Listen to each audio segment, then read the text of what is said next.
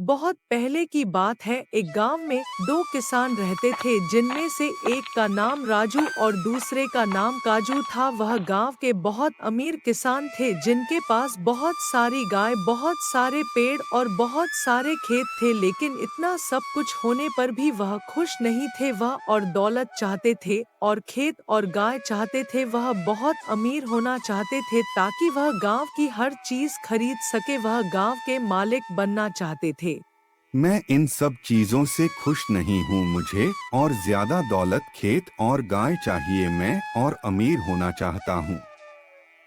उनके घर के पास ही एक गरीब किसान रहता था, जिसका नाम कमल था। कमल के पास एक बहुत प्यारा सा गाय और एक छोटा सा खेत था। कमल के पास इतनी कम दौलत होने पर भी कमल बहुत खुश रहता था। कमल सोने से पहले रोजाना भगवान से प्रार्थना करता था। आपका बहुत बहुत शुक्रिया। आपने मुझे खाने के लिए खाना, पहनने के लिए कपड़ा और रहने के लिए छत दी, और साथ ही आपने मुझे इतना सुख दिया। आपका बहुत बहुत शुक्रिया। सब कुछ सही चल रहा था, लेकिन एक दिन राजू और काजू कमल के घर पर आते हैं। हम तुम्हारी गाय को खरीदना चाहते हैं। यह रहे तुम्हारे 25 सोने के सिक्के। यह तो इस गाय के लिए बहुत ही ज्यादा पैसे हैं। मुझे अपनी गाय को नहीं बेचना है, तो आप वापस अपने घर चले जाइए। कमल की यह बात सुनकर राजू और काजू बहुत ज्यादा गुस्से में हो जाते हैं और वह गुस्से में ही वहाँ से चले जाते हैं। काजू, उस छोटे से किसान ने हम लोगों का बहुत बड़ा मजाक उड़ाया है। हमें उससे बदला लेना होगा। हाँ राजू, तुम बिल्कुल सही बोल रहे हो। हमें कुछ तो करना चाहिए। काजू, वह छोटा सा किसान खुद को लेकर कितना अहंकारी है। हमें उसको इस हालत में लाना है कि वह खुद ही अपनी गाय को बेचने पर मजबूर हो जाए, और यही हमारे हिसाब से सबसे सही बदला होगा। ठीक है, पर हम यह करेंगे कैसे? हम लोग रात में जाकर उसका जितना भी खेती है उस सब में आग लगा देंगे। जब उसके पास गाय को खिलाने के लिए कुछ भी नहीं रहेगा, तो फिर वह जरूर गाय को बेच देगा।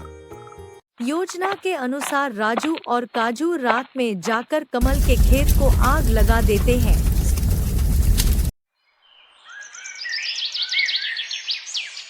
सुबह सुबह जब कमल अपने खेत पर जाता है तो वह अपने खेत की सारी फसल को जला हुआ देखकर बहुत दुखी हो जाता है। उसकी आंखें आंसुओं से भर जाती हैं।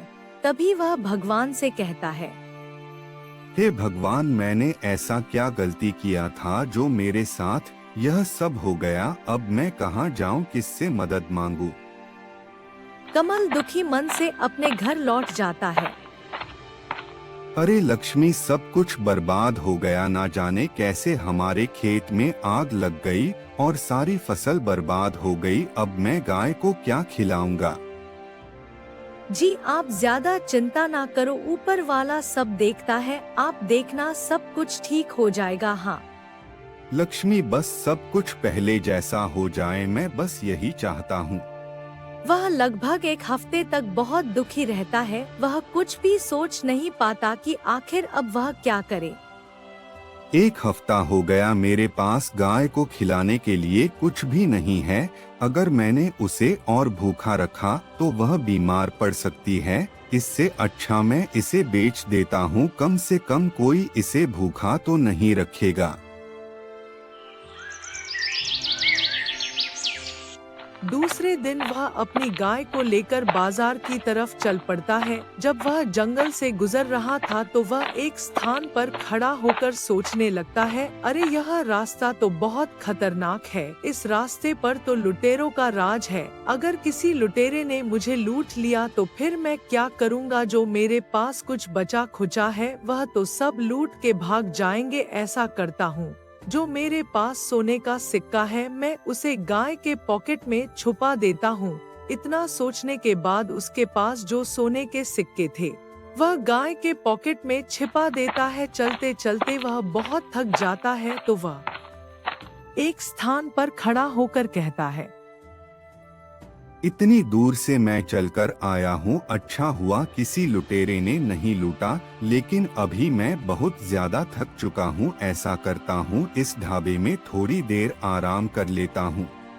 इतना कहकर कमल अपनी गाय को एक स्थान पर बांध देता है और खुद ढाबे में जाकर बैठ जाता है और उसी समय गाय के पॉकेट से एक सिक्का जमीन पर आकर गिर जाता है, जिसे ढाबे का मालिक देख लेता है। गाय के पॉकेट से सिक्का निकलता देख ढाबे का मालिक सोचने लगता है, अरे गाय के पॉकेट से सिक्का निकल रहा है, यह कोई जादुई गाय होगा। ढाबे का मालिक लालच में आ जाता है, वह किसान के पास जाता है और उससे कहता है,